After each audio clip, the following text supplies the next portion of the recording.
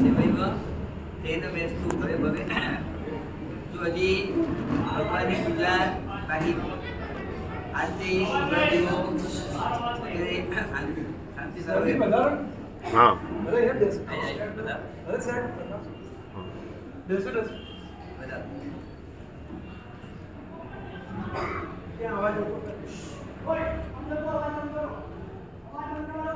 રવિવારનો દિવસ સ્થિત રાખજો. જે રીતે આપણે ભેગા છે બધાને ખબર છે. કમલેશભાઈની પણ વાતો કરી આપણે, અને સાથે સાથે અમુક વાતો એવી છે કે જે આપણને પણ સ્પર્શે છે અને સ્પર્શવી જોઈએ. હું તમને બે પ્રશ્ન પૂછું. રેડ પડે અને ઝાડ પડે, સમજ્યા ખરું ને? રેડ પડે એટલે ઇન્કમ્પ્લીટલી રેડ પડે, અને ધાડ પડે એટલે ખબર ને ચોર લૂંટારા વગેરે. બેમાં શું ફાવે બોલો? બેમાંથી શું ફાવે બોલો? હા, બેમાંથી એક પણ ફાવે એવું કારણ કે એમાં ગુમાવાનું. હવે ચલો, બેમાંથી એક ફાવે એવું નથી. બેમાં અપેક્ષાએ ઓછું નુકસાન ક્યાં? ચલો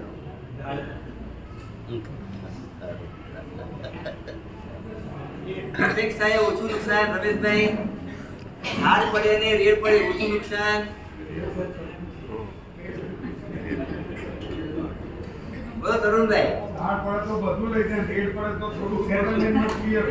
હા, માંડવણી થાય. તરુણભાઈ, ઝાડ પડે ને એ જે હાજર હોય ને એ લઈ જાય, અને રેડ પડે ને જે ડાટી હોય ડાટીઓ આઈએ કઢાવે. એટલે શોર્ટ એન્ડ સ્વીટ બેમાંથી એક આપણને જોઈતું.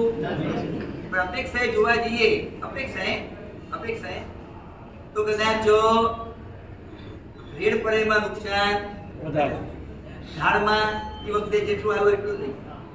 હવે સાંભળજો, મૃત્યુ બે સ્વરૂપે આવે. ક્યારેક ઝાડના રૂપે આવે, અને ક્યારેક રેડના.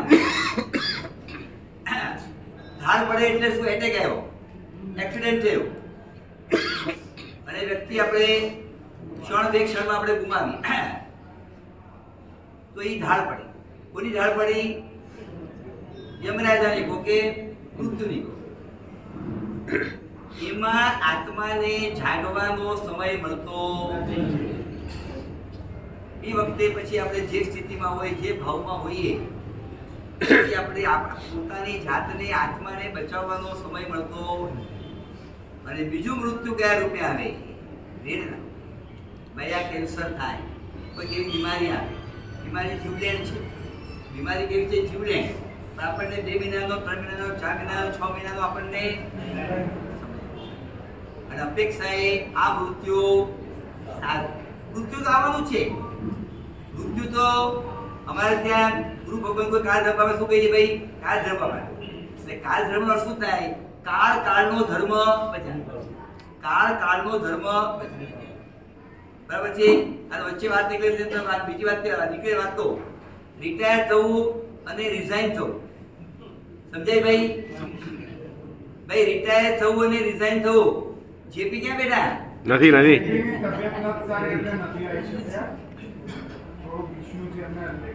ચલો ભાઈ, હું સમય નથી લેતો. સામે ચાલીને જે રાજીનામું મૂકે, છૂટા થાય, એને શું કહેવાય? રિઝાઇન. અને નોકરી છોડવી જ પડે એને કાકા કહીને પડે, ન છૂટકે ક મને પણ છૂટવું પડે, એને શું કહેવાય? શું કહેવાય? એવી રીતે આ મૃત્યુની વાત નીકળી, એવી રીતે સંસ્કાર પણ બે રીતે છૂટે. સમજાય છે? બે રીતે છૂટે સંસાર. મૃત્યુ આવે અને સંસાર છોડીએ એટલે રિટાયર થાય. એટલે થવું નહોતું પણ થવું પડ્યું. અને જીવતા જીવ આપણે સંસાર છોડીએ. જીવતા જીવ હોશે એને શું કહેવાય? આપણે જે પ્રસંગ લીધો બધાને દેજો. આપણે કમલેશભાઈની વિચારણા કરીએ કે જે એને ફસાતા વિધિનો જે ઉદય વગેરે થયો અને જે તકલીફ આવી એમાં એનો આત્મા જે રીતે જાગૃત થયો, જાગી ગયો. મને હું તો આવી શક્યો નહોતો, પણ સમાચાર મળ્યા છેલ્લા દિવસોમાં અમારા દાનપ્રેમ મહારાજ બધા 2 વાર 3 વાર બે દાનપ્રેમ મહારાજ નહીં, જેને પણ ગોદાવરીમાં ચોમાસું કર્યું હોય અને જે મહાત્માઓ વગર ચોમાસાએ પણ શ્રેષ્ઠ કાળમાં પણ અહીંયા આવ્યા હોય, રોકાયા હોય ને કમલેશભાઈના પરિચયમાં આવ્યા હોય તો બધાને સહેજે શાંત થાય નહીં ભાઈ. એમના જ્યારે જૂતા જ વાત કહું કે ભાઈ એમને માંગલિક સંભળાવવા અવારનવાર ઘણા સાધુ મહારાજ, સાધુજી મહારાજ પણ જતા હતા. મને જે સમાચાર મળ્યા કે છેલ્લા દિવસોમાં આગલા દિવસે કેમ દાદા મહારાજ ગયા અને એને પ્રેરણા કરી કે ભાઈ એક ઉપવાસનું પચકા, બરાબર ને, અઠ્ઠમ એમને આ ઉપવાસ થઈ ગઈ પ્રેરણા કે મને સમાચાર એવા મળ્યા ઉપવાસની પ્રેરણા કરી કે ભાઈ એક ઉપવાસ હવે કરો અને એમને સામેથી કીધું મને અઠ્ઠમનું પચકાન આપો. એટલે મને જે સમાચાર મળ્યા એનો મતલબ શું થયો? આત્મા જાય. તો મોત તો તમારે પણ આવશે ને અમારે પણ આવશે. અને અપેક્ષા હું તમને કહું, અપેક્ષાએ આ મોત અનુમોદનીય અને અપેક્ષા ઈચ્છનીય. કેમ? આત્મા જાગી ગયો તો એ દિવસોમાં એને પોતાના તમામ દુષ્કૃત, પોતાના પાપો, એની નિંદા કરવાનો, દુષ્કૃતની ગઢા કરવાનો એને અવસર, 4 શરણનો સ્વીકાર કરવાનો અવસર એને, પછી પોતાના બધા જ પાપોની આલોચના કરવાનો પણ એને એક ચાન્સ એને. અને એ આત્મા પોતાના પરલોકને સુધારી એવું સુંદર મજાનું મૃત્યુ અપેક્ષાએ. જો આપણે સ્વજન ગુમાવ્યા છે, અરે પરિવારે તો ગુમાવ્યું પણ સંઘે પણ ખરું. આજે જે રીતે અમે કમલેશભાઈને ઓળખીએ, કારણ કે મેં 22 વર્ષ પહેલા પણ અહીંયા ચોમાસું કરેલું, બરાબર છે, અને ત્યારે પણ રંગે ચંગે ચોમાસું વગેરે થયેલું અને ત્યારે પણ જોડાયેલા, પણ ત્યારે એમની પ્રવૃત્તિ ચાલુ હતી. અને એ વખતનો પરિચય એમાં અમારા રમેશભાઈ, પછી વિનોદભાઈનું નામ વિનુભાઈ, એ બધાનો અમારો એ વખતની પરિચય અને ખૂબ ખાનદાન પરિવાર. અપેક્ષાએ પુણ્યનું જો દ્રષ્ટાંત આપવું હોય ને તો આ પરિવારનું આપી શકાય. અને આવો ઉત્તમ પરિવાર. અને પછી જ્યારે પણ કમલેશભાઈ જેવા માનો કે પોતાની જવાબદારીમાંથી મુક્ત થયા એટલે તરત જ દાદાની પેઢી સંભાળી.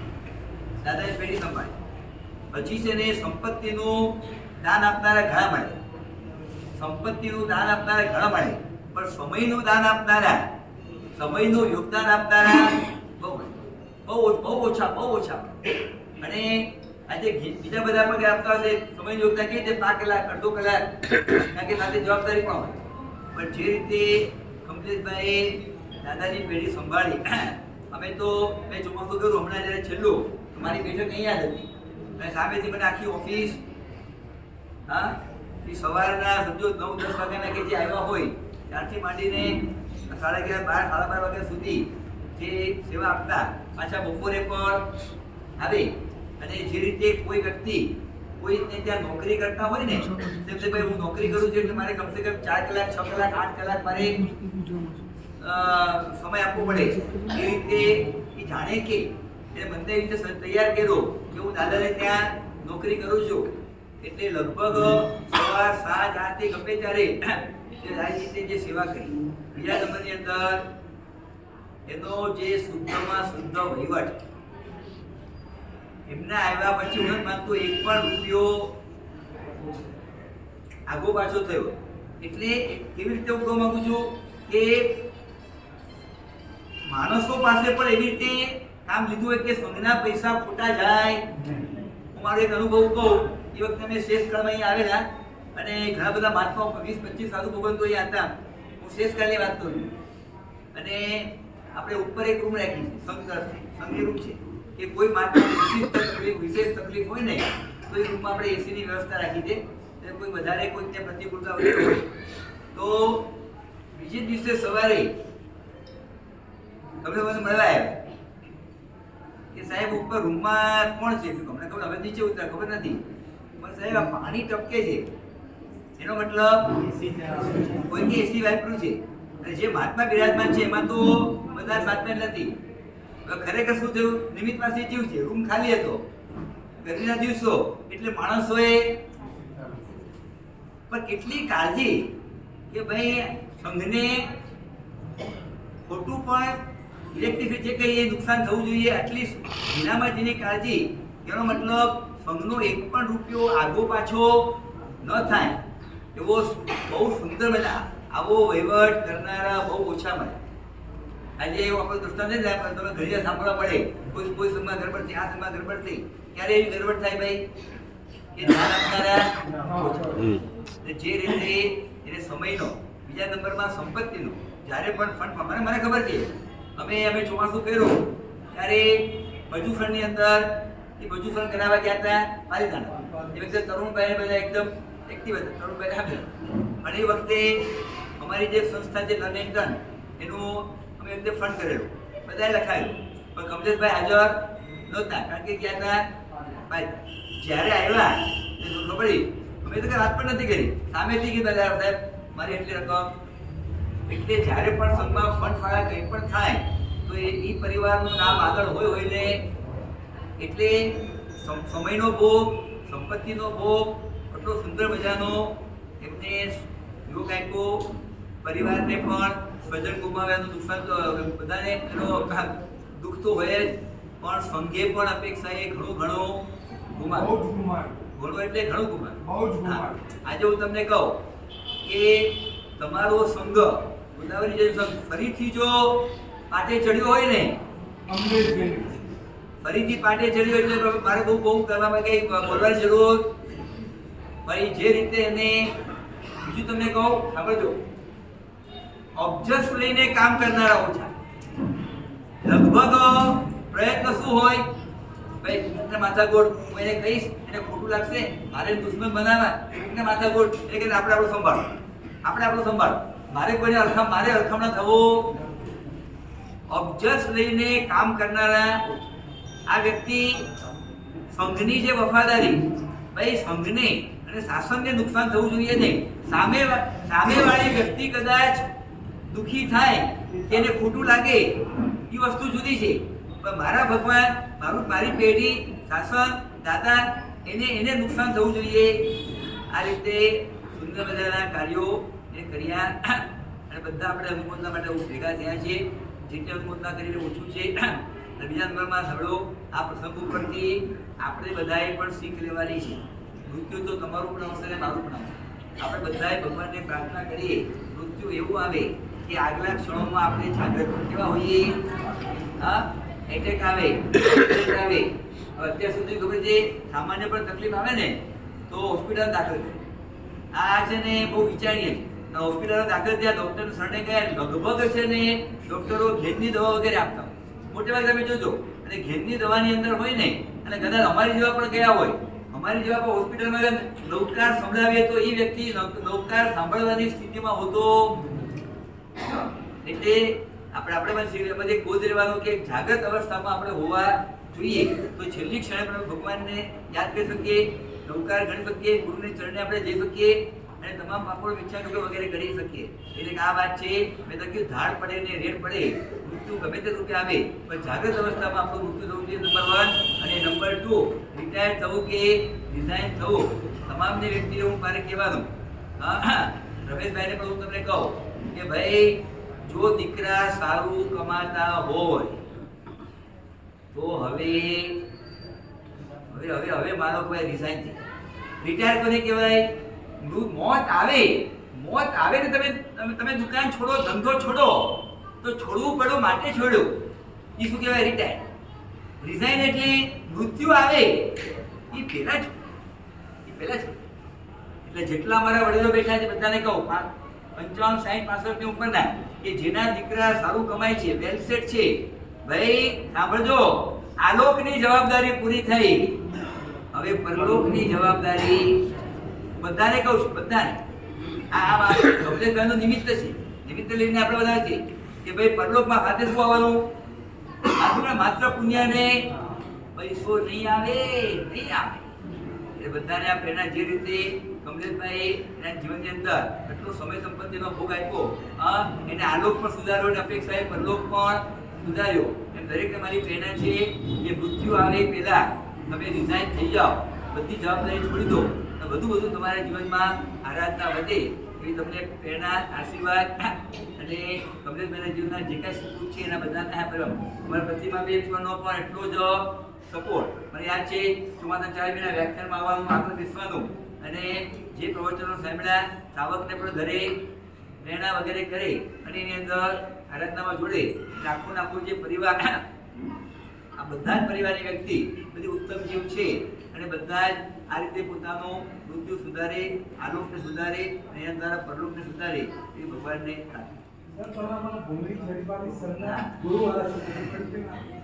અમારે રમેશભાઈનો પરિચય અમે ભોયણીથી મલ્લીનાથ ટુ મલ્લીનાથ એમના પરિવારે આખો જે શનિ મારતો સંઘ કાઢેલો લગભગ 20-22 વર્ષ થઈ ગયા અને એ વખતથી અમારો વિનુભાઈનો બધાનો પરિચય બહુ સારી રીતે અમારે લોકોનો પરિચય બહુ ઉત્તમ જીવ છે બધાનો બધા.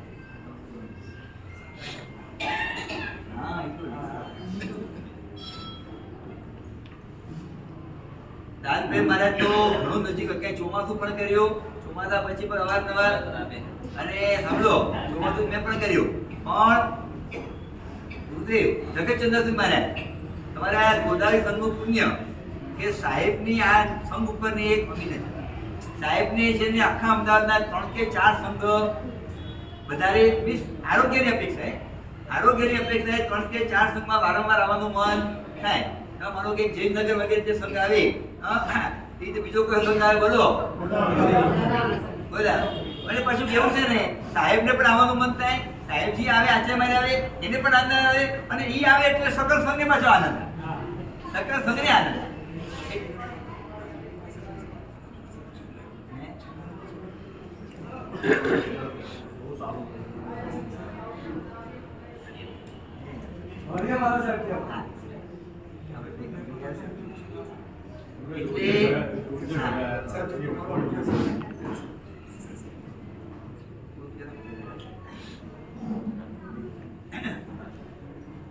બહુ નજીકમાંથી જેમને જાણ્યા છે, માણ્યા છે અને એમના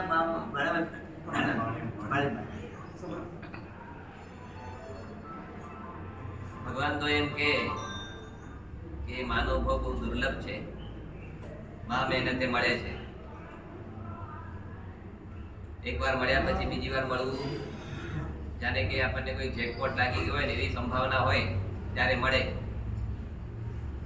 અને બીજી બાજુ આ સંસારમાં નજર નાખો ત્યારે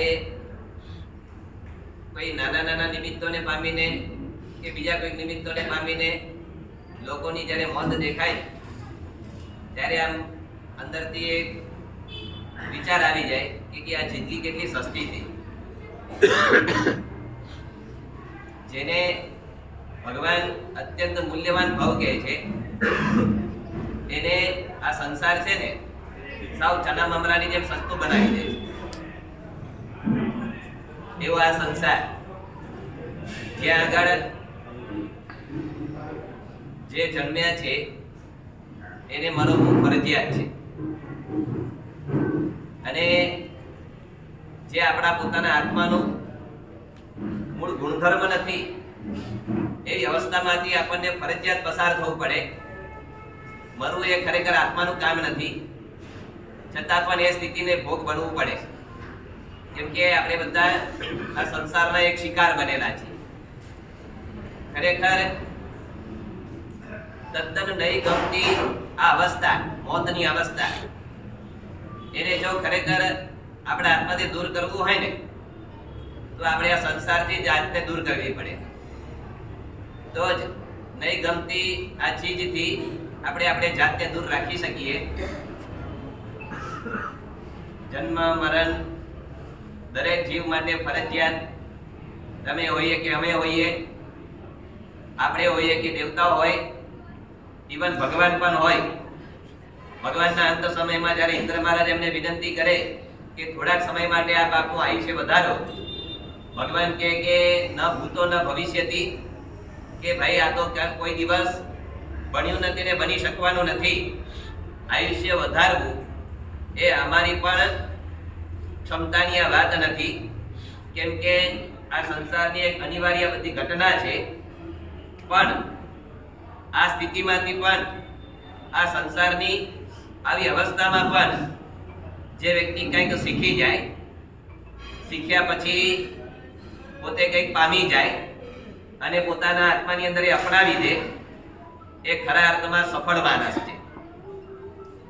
જન્મ અને મરણના બે છેડાની વચ્ચેનું જે જીવન છે, એ જીવન જે રીતે જીવો તમે, અને જીવતા જીવતા મોત તો બધાને આવે, એ ભલે ફરજિયાત છે, પણ કઈ પદ્ધતિથી મોતનો સ્વીકાર કરવો એ તમે એમાં છે ને તમારી મરજિયાત, તમે એમાં મરજિયાત છો. મારે આ પદ્ધતિથી મોતનો સ્વીકાર કરવાનો છે. બોલો આવું બને? ભગવાનના શાસનને પામેલા લોકો માટે આવું બની શકે?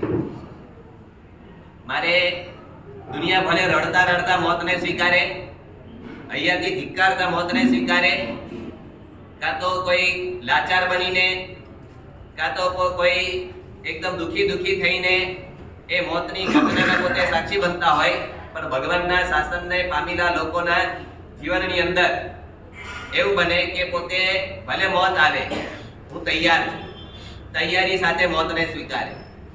મને એનો કોઈ વાંધો નથી, હસતા મોઢે મોતને સ્વીકારે.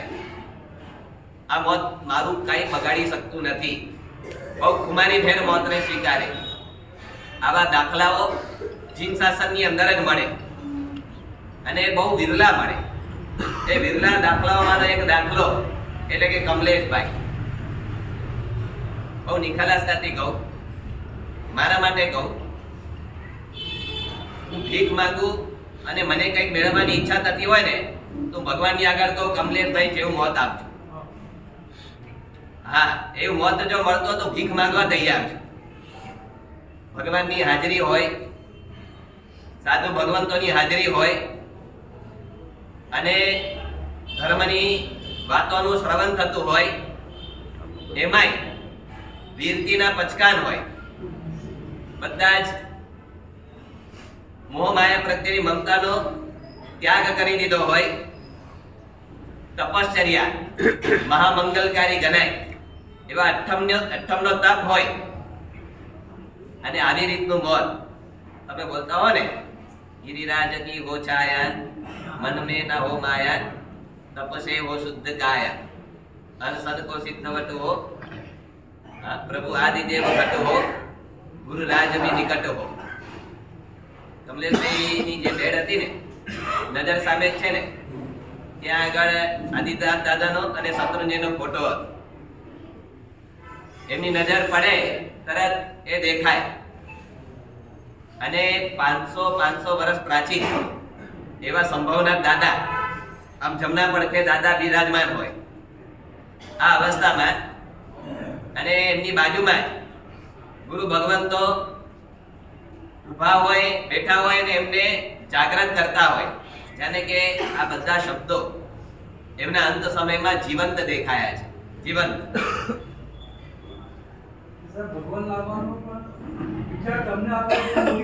એમના પુણ્યથી આવ્યો છે. એમનું સૌભાગ્ય હતું, એ પુણ્યથી મને સૂજ્યું, બાકી એમને નહોતું સૂજ્યું મને. એમના પુણ્યથી સૂજે, બરાબર? હા, બાકી તો બધાના માટે ક્યાં સૂજે છે? એમાં પણ એમનું પુણ્ય ભાગ ભજવી ગયું. આમ થાય ખરેખર આમાંનું એક પરિબળ મળે ને તો અમે ખુશ છીએ. જ્યારે આટલી બધી વસ્તુઓ એક સાથે એમને મળી, ખરે કયા ભાવનું નસીબ કરીને આયા હશે. કદાચ દેખીતી રીતે તમે આ દ્રશ્યનું મૂલ્ય કદાચ નહીં કરી શકો.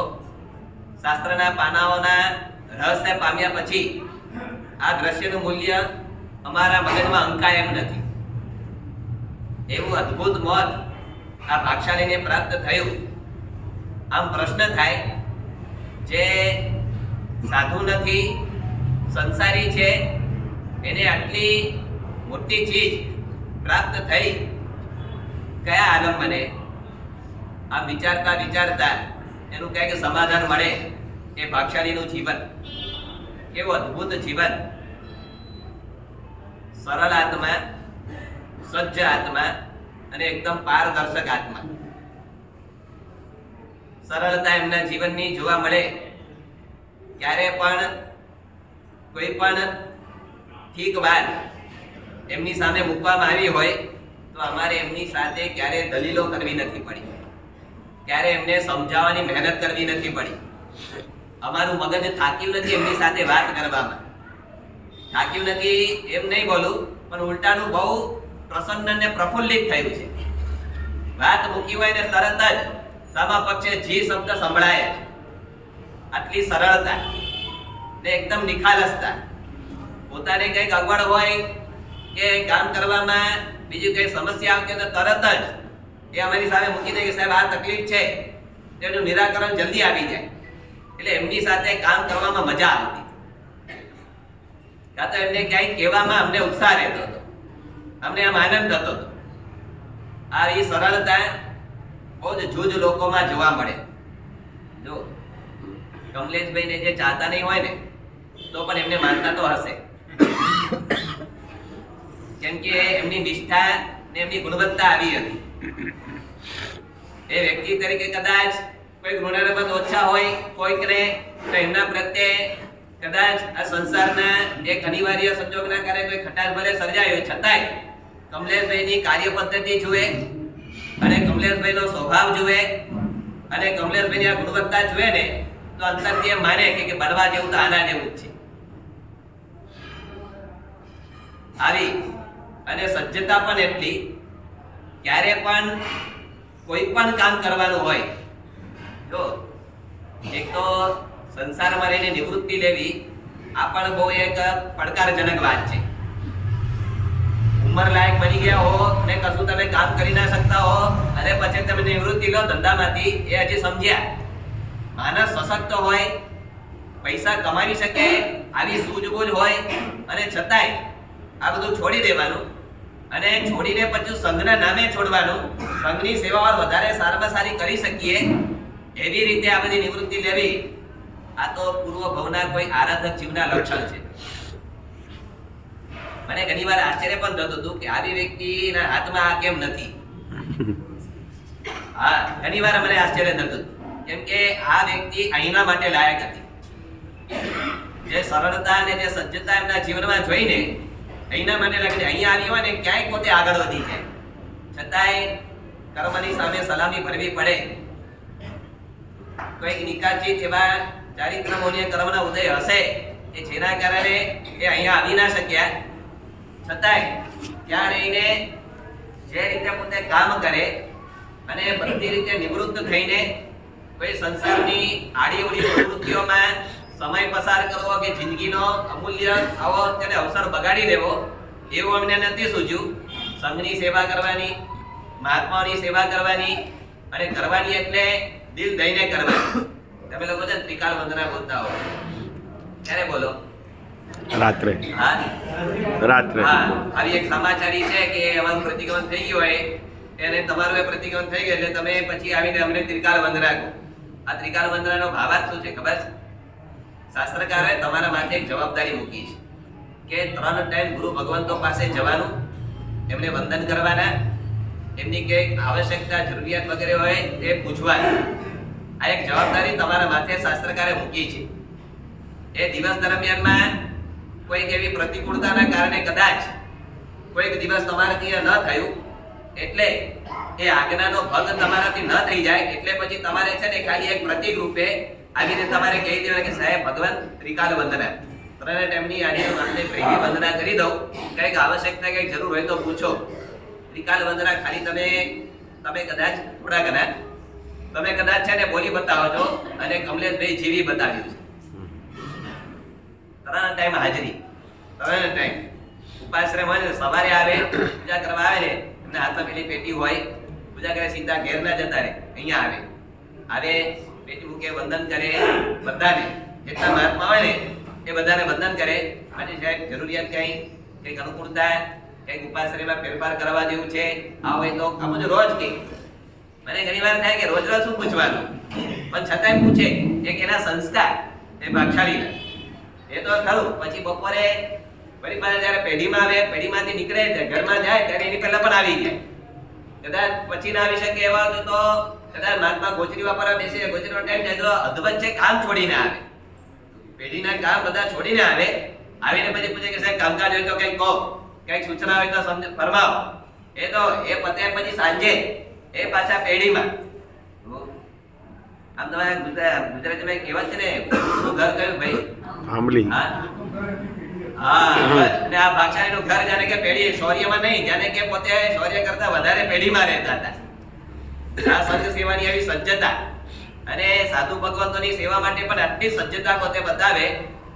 મને યાદ આવે એક વાત, અમુક વર્ષો પહેલા ગોદાવરીની અંદર લગભગ ના ભૂલતા તો આ મહાત્માને ચોમાસાની જય બોલાવવાની હતી. અને જે મુંબઈમાં અમારા પૂજ્યપાદ ગચ્છાધિપતિ શ્રી રાજેન્દ્ર સુરેશ્વરજી મહારાજાની નિશાળમાં જય બોલાવવાની હતી. અને એ જયોત્સવનો ત્યાં આગળ પ્રસંગ હતો. લગભગ 130 સંઘો, ભારતભરના અલગ અલગ સંઘો ત્યાં આગળ જય બોલાવવા માટે આવેલા.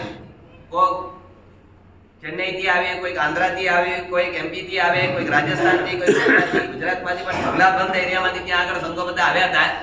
એ ભારતભરના આવેલા સંઘોમાંથી આ ગોદાવરીનું સંઘ પણ ત્યાં આગળ ત્યારે હાજર હતું. એ બધા કમિટીના મેમ્બરો ત્યાં આગળ હાજર હતા. અને અમારા આચાર્ય ભગવાન મુક્તિ વલ્લભ સુરી મહારાજા આ સંઘની જ્યારે જય બોલાવવાની વારો આવ્યો ને, ત્યારે જય ના બોલાય, ઊભા રાખ્યા અને બધાની વચ્ચે આ સંઘના ભવ્યને ઊભા રાખ્યા અને ઊભા રાખીને કીધું, ખરેખર ભારતભરના બધા સંઘોએ પ્રેરણા લેવા જેવી છે. એક આદર્શ કહી શકાય, શ્રમણ સેવાની એક અદ્ભુત મશાલ જે સંઘે જગાવી અને બરોબર એ મશાલને જ્વલંત રાખી, એવો આદર્શ કહી શકે એવો સંઘ તો કોઈ હોય તો આ ગોદાવરી જૈન સંઘ છે. અને આ સંઘને ભારતભરના સંઘોની નજરમાં લાવવા માટેનું પૂરતો ભોગ આપવાનું કામ કોઈ કર્યું હોય તો આ કમલેશભાઈ.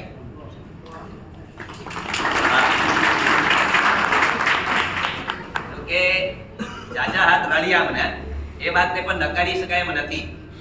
એકલા કમલેશભાઈ નહીં, જેપી, સરોજભાઈ, બોબ, અરવિંદભાઈ વગેરે ઘણા બધા ભાગશાળીએ સાથે મળીને આ સંઘની ગરિમાને વધારી છે. પણ કહું કે પૂરતો ભોગ આપનારા કમલેશભાઈ, અને એટલું જ નહીં, મુક્તિદેવ સમાજ આગળ વધીને એ પણ બોલ્યા હતા કે આ કમલેશભાઈ, અમે કોરોનાના ટાઈમમાં અહીંયા આગળ અમારે રોકાવું પડેલું, અમે મૂંઝાતા હતા ક્યાં રોકાઈએ. કમલેશભાઈ સામેથી આવીને અમને કીધું કે સાહેબ આપણે ક્યાંય જવાનું નથી, અહીંયા જ રોકાવાનું છે, આપણે કોઈ પણ પ્રકારની અગવડ અમે નહીં પડવા દઈએ. ખાલી બોલીને ના બતાવ્યું, એમને કરીને બતાવ્યું. એ આચાર્ય ભગવંતના શબ્દો ક્યાં કે દિવસમાં 3 વાર કોરોના ટાઈમમાં માણસ બહાર નીકળતા ગભરાય, પણ અમને તો કોઈ ગભરામણ કઈ નહીં. સેવા કરવામાં કઈ પાછું વળીને જોવાનું નહીં, દોડીને આવે.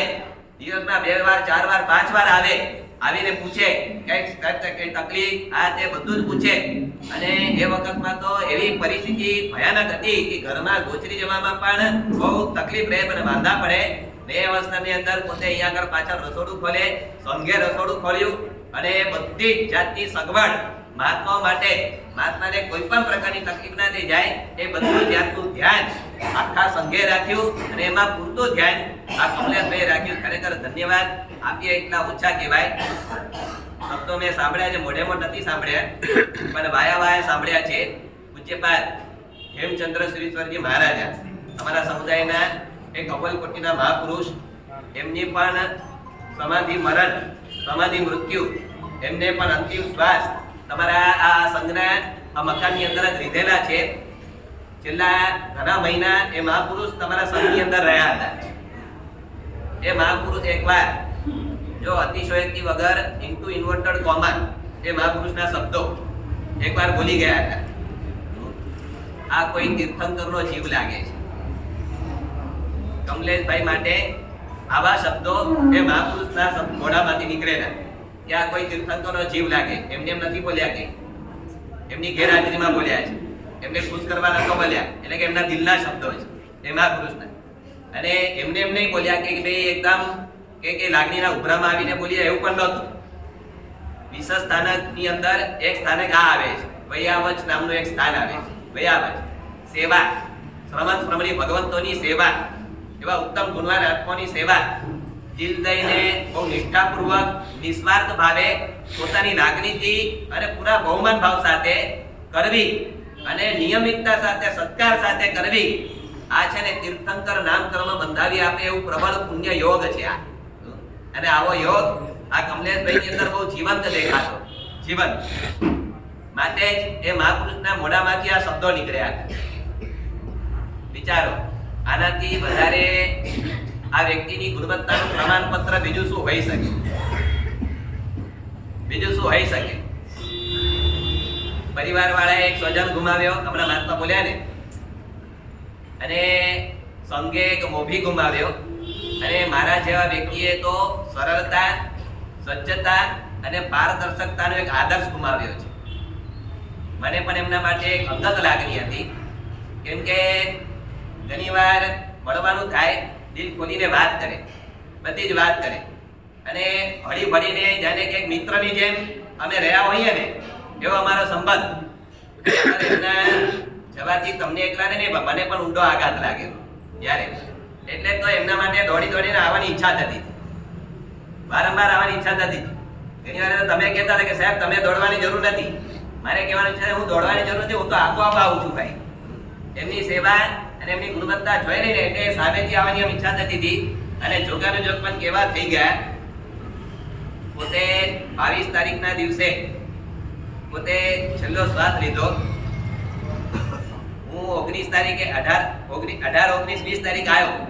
21 તારીખે પણ મારે આવવાનું હતું, પણ એ દિવસે મકાનમાં તો જિગ્નેશભાઈ આવે કે સાહેબ કઈ વિશેષ છે નહીં, આજે દોડાદોડી ના કરતા, એટલે 21 તારીખે ના આવ્યો. મને એમ કે 21 તારીખે જઈશ, એ દિવસે બેસતો મહિનો છે, એકવાર હું જઈ આવીશ, પછી હું નહીં જાઉં. મારા મનમાં એવું હતું. છતાં જિગ્નેશભાઈએ કીધું કે સાહેબ આવવાનું છે, એટલે હું ના ગયો. જોગાનું જગ પણ કેવા, મારે ખાલી હવે એક જ દિવસ આવવાની ગણતરી હતી, પછી હું નહીં આવું એ મંગળા ગણતરી હતી, પણ એક જ દિવસ 21 તારીખે ના આવ્યો. પછી 21 તારીખે રાત્રે સમાચાર એવા કે તબિયત થોડી વધારે કપડી છે, એટલે પછી તરત જ 22 તારીખે સવારે હું આવ્યો એકલો. અને આવ્યો અને જે કરવાનું તો બધું કરાયું. ઓસરાય તો પહેલેથી ઓસરાય તો દીધેલું જ હતું, ઓસરાઈ દીધું બધું. ફરી પાછું ઓસરાયું, ફરી પાછા પચકાન આપ્યા, ફરી પાછા અમુક જે સંભળાવાના હતા ભગવાનના પદો બધા સંભળાવ્યા. અને સંભળાયા પછી એમના શ્રાવિકા, ખરેખર એમને જેટલા ધન્યવાદ આપવાના એટલા ને એટલા એમને આપવા જરૂર. કેમ કે જેમ તમે પણ એકલા હાથે તાળી ના વાગે કે એક હાથથી કામ ના થાય, પ્રતિમા બેનનો પણ એમનો એટલો જ સપોર્ટ. માત્ર ભૌતિક સંબંધથી જોડાયા હોઈને ને માત્ર એક પતિ તરીકેની ચિંતા નહીં, પણ પતિના આત્માની ચિંતા, પતિના આત્માની ચિંતા. એ મને સામેથી કહે કે સાહેબ આપને કઈ પચકાન આપવા યોગ્ય લાગે તો આપ આપો. બાકી તો છે ને આ પળમાં લગભગ સંસારીઓની માનસિકતા છે ને વધારે પડતા કે મોહ માયામાં વધારે પડતા લાગણીમાં તણાઈને તો કે કદાચ સ્વજનનું આત્માનું અહિત કરી નાખે, પણ એવા પણ પગલા લઈ લેતા હોય. હા, કે એમને એ છેલ્લે બાયોપિક મૂકવાની હતી, નળી મૂકવાની હતી, તો એમને ના પાડી કે નહીં રહેવા દો. કેમ એ આવું કરવામાં ક્યાંક એમની સમાધિ જોખમાઈ ના જાય. આ છે ને આત્માની ચિંતા કહેવાય. જો કે કરવાથી કે વધારે ફરક પડવાનો નહોતો, પણ વધારે પડતા લાગણીમાં તણાયેલી વ્યક્તિ હોય ને તો એ પણ પગલા ભરી દે. એ બહુ શાંતિથી સ્વસ્થતાથી વિચારે નહીં ભાઈ આવું કરવામાં એમને શરીરને કોઈ વધારે લાભ થવાનો નથી, પણ ઉલટાની એમના આત્માનો અસમાધિ થાય ને એને અહિત થાય એ ચોક્કસ છે. એવું લગભગ બહુ ઓછા વ્યક્તિ જોનાર હોય, પણ પ્રતિમાબેને જોયું કે એવું નહીં મૂકવાનું.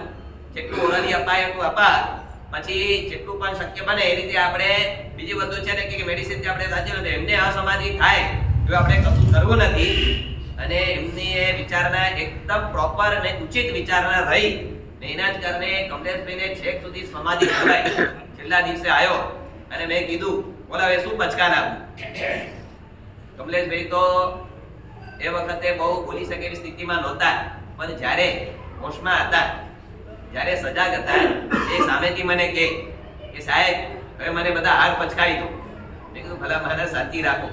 ક્યારે જ્યારે બોલી શકતા હતા, લઈ શકતા હતા, ત્યારે મને એમ કે મને હવે હાર બધું છોડાવી દો.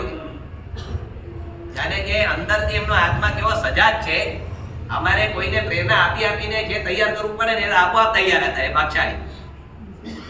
હા, એ કે મારે અનશન કરી લેવું છે. આશ્ચર્ય થાય જે કંઈ બહુ ભણ્યા નથી, જેમને કંઈ બહુ મોટી મોટી કોઈ આરાધના કરી નથી, અને સામેથી પોતે કે મારે અનુસરણ કરી લેવું છે, આ અંદરની સૂઝ બોલે છે, આ અંદરની આરાધકતા બોલે છે, આ પૂર્વ ભવની કમાવેલી કોઈ પુણ્યની મૂડી છે ને એમને બોલાવડાવે છે. આવું અને કહે કે મને સાહેબ બધું છોડાવી દો, આવું પોતે કહે. પણ 22 તારીખે એ વખત કઈ બોલી શક્યા નહોતા, પણ મને ખબર હતી એમના આત્માની ઈચ્છા શું છે. એટલે મેં સામેથી કીધું બોલો શું પચકાન આપું. તેમના સારિકા બોલો આવી અવસ્થામાં પણ આ ઘડીમાં પણ પોતે કે સાહેબ આમ કે કેમ કે ડોક્ટરે કહી દીધું 48 કલાક વધારે નહીં, છતાં પણ એક હિંમત રાખીને બોલવું. આ તો કઈ 56 ની છાતી તો બોલી શકે. આમ કે મેં કીધું એમ નહીં, અઠ્ઠમ રાખો, અઠ્ઠમ રાખો. તો સાહેબ આપને જેમ ઠીક લાગે. અને પછી મેં અઠ્ઠમના પચકાન આપ્યા. જે વખતે પચકાન આપ્યા ત્યારે પણ મને ખબર નહોતી કે આ પચકાન એમના જીવનના અંતિમ પચકાન હશે. અંતિમ પચકાન ખરેખર કેટલું પ્રબળ પુણ્ય હશે. હવે મને સૂઝ્યું અને બહુ સહજતાથી એમના કાનમાં જે શબ્દો પડે એ શબ્દો પાછા હોંશથી સાંભળે બધા. પણ પરિસ્થિતિ એવી હતી પોતે રિએક્ટ ના કરી શકે, કોઈ રિપ્લાય ના આપી શકે એવી હાલત હતી. આ હાલતમાં એ ભાગશાળી હાથ જોડ્યા અને હાથ જોડીને પચકાન લીધા. અને પછી આગળ બધી જે આગળની જે પ્રક્રિયા હતી બધી મેં કરાવી અને પછી નીકળ્યો હું. છતાંય કઈ નહીં નીકળ્યો, છતાંય કઈ તમને જરૂર લાગે તો મને બોલાવજો, હું આવીશ. અને રાતના તો સમાચાર મળ્યા કે એમને છેલ્લો શ્વાસ લઈ લીધો અને મૂકી દીધો. વાત આ છે ખરેખર જીવનભરમાં કરેલી જે સંત સેવા, સાધુ ભગવંતોની સેવા અને સાધુ ભગવંતો પ્રત્યેનો આદર અને બહુમાન ભાવ અને સાથે સાથે સરળતા, કોઈ માયા નહીં, કોઈ કપટ નહીં, કોઈ છેતરપિંડી નહીં, કોઈને ડબ્બામાં ઉતારવાની નેક નહીં, પેટમાં પાપ નહીં, સીધો માનસ જે હોય કહી દે. કે ખાલી અહીંયા જ છે નહીં, ઘરમાં એવું કે રસ્તે જ એમના પરિવારવાળાને પૂછો. જો લગભગ છે ને વ્યક્તિનો સાચો પરિચય મેળવવો હોય ને તો પરિવારવાળાને ગુનામાં લઈ જઈને અંગત રીતે પૂછી લેવાનું આ માણસ કેવો છે. આ વાત છે ને સંસારમાં એકદમ રિયલી એપ્લાય થાય કે ના થાય ભાઈ? હા, પરિવારવાળા સાથે એને ગુનામાં લઈને પૂછી લેવાનો માણસ કેવો છે.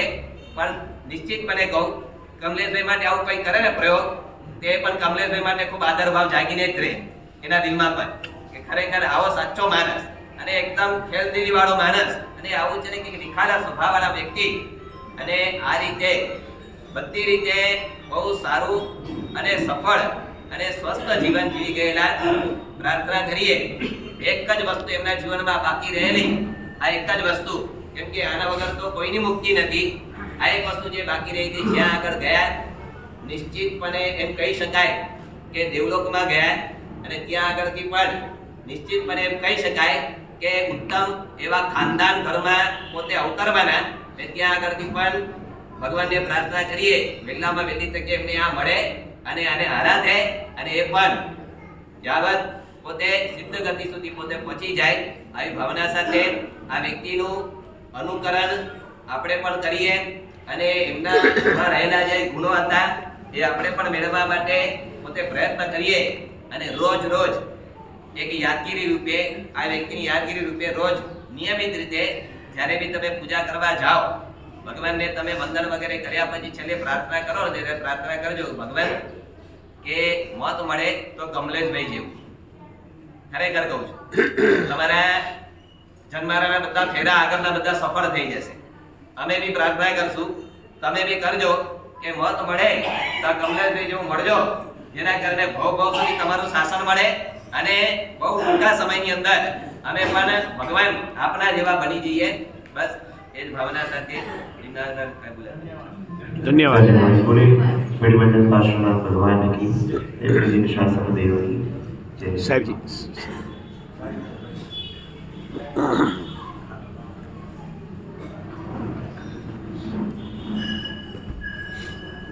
માર્ગસ્થ વ્યક્તિઓના ગુણાનુવાદ કરવા જિજ્ઞાસાનો સિલસિલો છે. ગુણો દેખાય એ જોયા પછી વ્યક્તિ રહી ના શકે ને જે થઈ જાય એમના ગુણા સમજાય.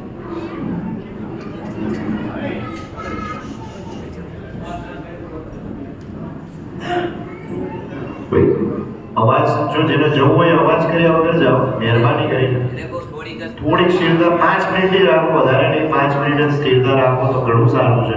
જે કમલેશભાઈ કશો કોઈ માટે ફરક. તમે બધા આવ્યા છો, જે ગુરુ ભગવાન ખુદ આવ્યા છે એ કમલેશભાઈ માટે, તો નમ્ર વિનંતી થોડી સ્થિરતા રાખજો.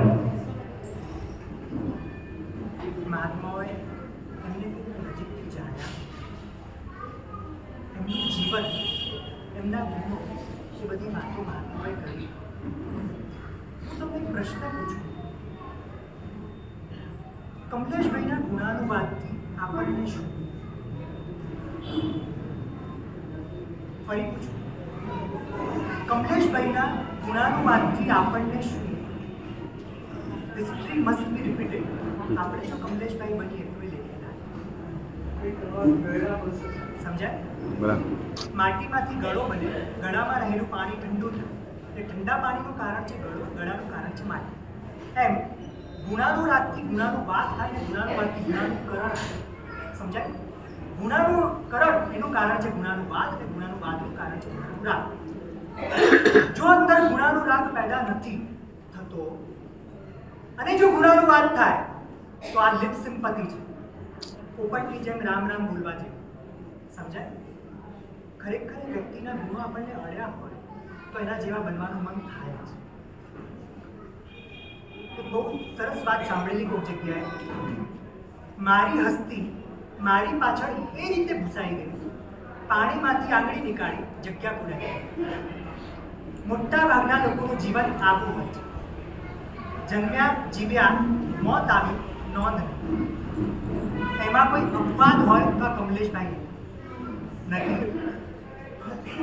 હા, જિંદગીનો આ જ સાચો પડદો.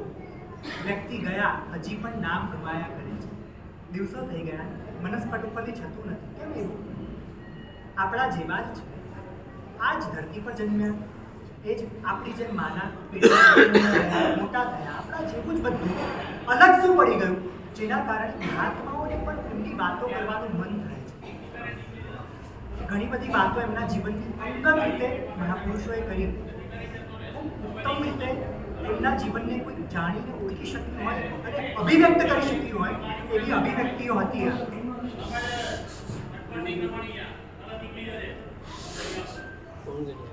છેલ્લી 5 મિનિટમાં હું તમને અપીલ કરી જાય એવી વાત કરીને પછી મારી વાતનું સમાપન કરવા માંગુ છું.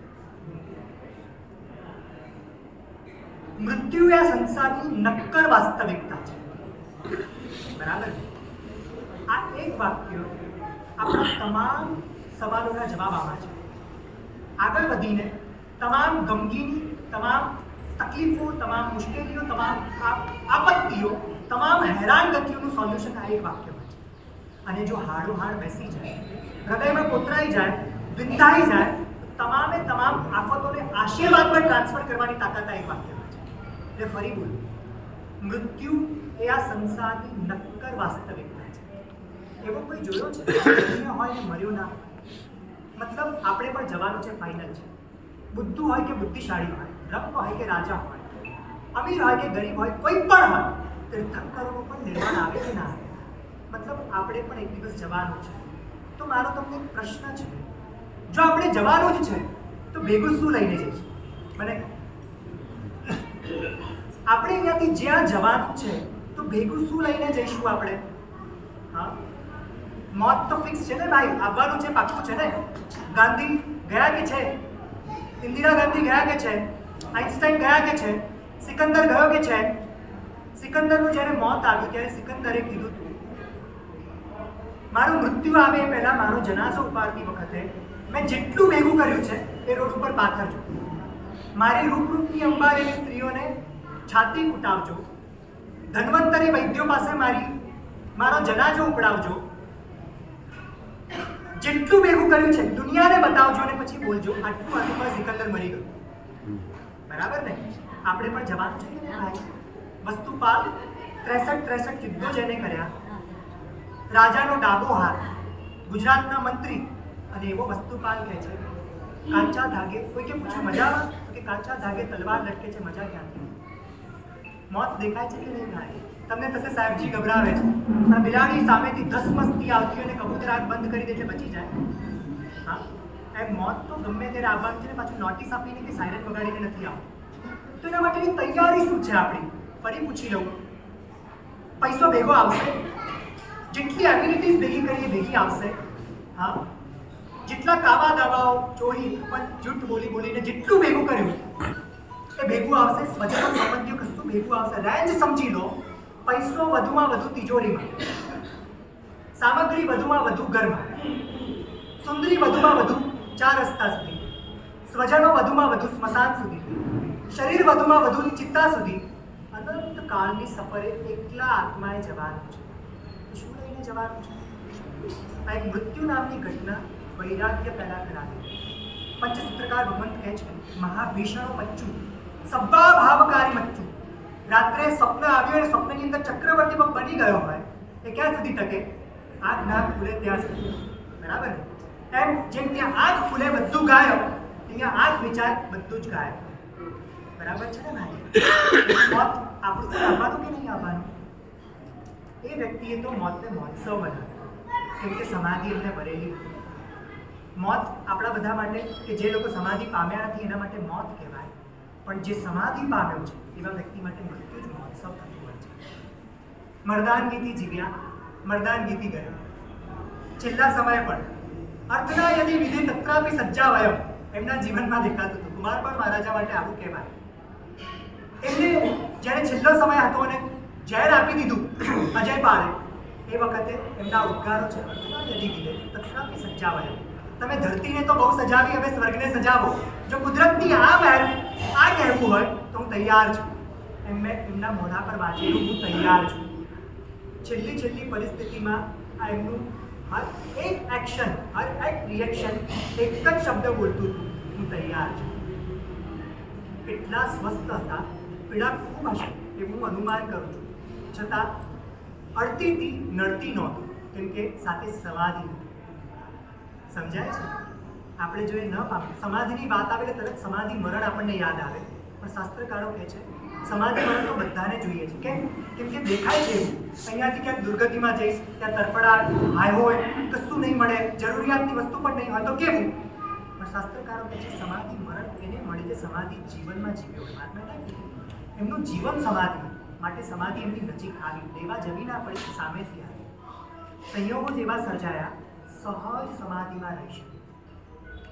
આત્મબળ જોરદાર ખીલેલું, પુરુષાર્થ પણ જોરદાર હતો, અને એમાં નિમિત્ત તો આટલા સારા મળ્યા જેનાથી એ પોતાનું કામ તો નીકાળી ગયા. પણ ફરીથી મારો તમને પ્રશ્ન છે, એ તો ગયા, આપણા મન પર પણ છે, પણ એનાથી આપણને શું? જો હિસ્ટ્રી રિપીટ ના થાય, એટલે કે નવા કોઈ કમલેશભાઈનો જન્મ ન થાય, તો એ કમલેશભાઈની ગયાની યાદ કહેવાય ખરી? હું તો એવું માનું છું, વ્યક્તિએ કમલેશભાઈ તૈયાર થવા જોઈએ, જેનું જીવન પોતાના માટેનું પછી હતું, શાસન માટે પહેલા હતું. જ્યારે મળતો ત્યારે એક જ વાત કહેતા કે સાહેબ શરીર તો પડવાનું જ છે, એ રાખ થાય પહેલા એવું કંઈક સર્જન કરીને જવું છે, ભવો ભવ ચાલે. આ એમના શબ્દો છે. ફરી બોલું, શરીર તો પડવાનું જ છે, પણ એ રાખ થાય એ પહેલા એવું કંઈક સર્જન કરીને જવું છે, ભવો ભાવ ચાલે. આ એમના શબ્દો છે. નાનો હોઈશ ત્યારે કદાચ મને રમાડ્યો હશે.